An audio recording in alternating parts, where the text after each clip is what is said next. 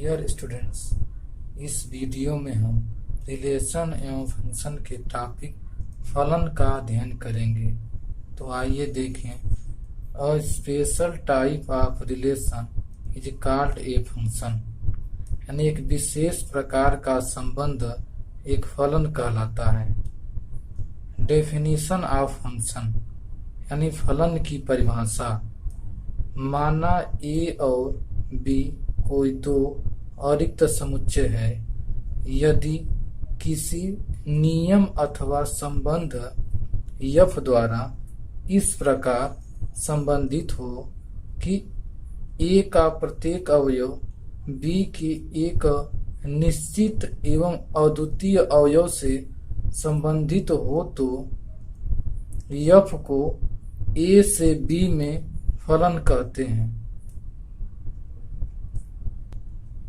और इसे प्रतिमात्मक भाषा में हम F is such that A to B या ए एरो का निशान बी और ऊपर यफ से निरूपित करते हैं। और इसे डायग्राम के रूप में हम जैसे सेट ए में एक्स एलिमेंट, सेट बी में वाई एलिमेंट, यानी एक्स का वाई से संबंध यफ बतलाता है और इसे F is such that A to B होता है। ध्यान दें, सभी फंक्शन रिलेशन होते हैं, लेकिन सभी रिलेशन फंक्शन नहीं होते हैं।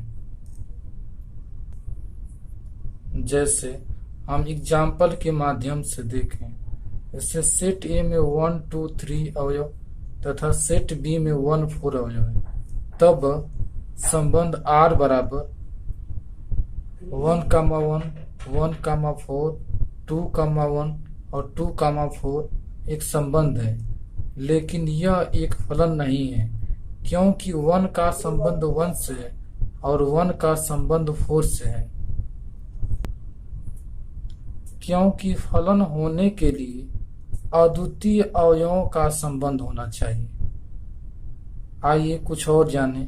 एक रिलेशन को फंक्शन बनने के लिए कुछ शर्तों को पूरा करना पड़ता है और इसमें दो मुख्यतः खास बातें होती हैं।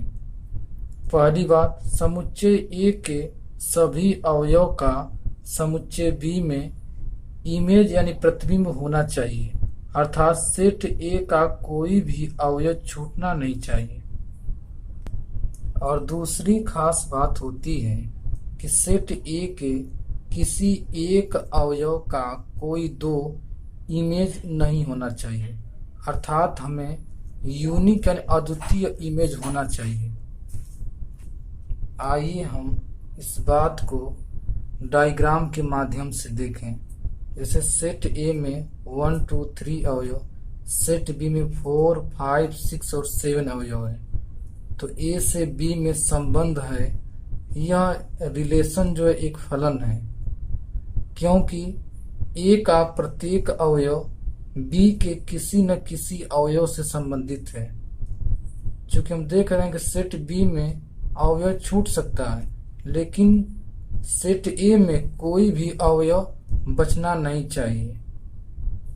अब आगे और देखें, जैसे सेट ए में 1 2 3 4 और सेट बी में C D E F और G है, तो हम देख रहे हैं कि सेट ए का प्रथम अवयव 1 देख रहे हैं, इसके इमेज C और D हैं।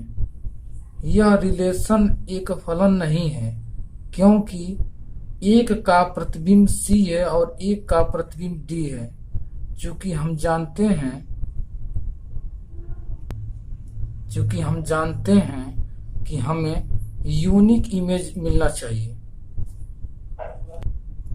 ध्यान दें, दो अवयवों अर्थात जो सेट ए के हों के एक ही इमेज हो सकते हैं। जैसे 1 2 3 बी में ए बी सी, 1 और 2 का इमेज ए हो सकता है, लेकिन एक का इमेज ए और बी दोनों नहीं हो सकता है। अगर ऐसा है तो वह फलन नहीं होगा। जैसा कि हम लोग उपयुक्त उदाहरण से देखे हैं। यहाँ यह एक फलन है। उपयुक्त उदाहरणों से हमें रिमेम्बर इट यानी याद करना चाहिए।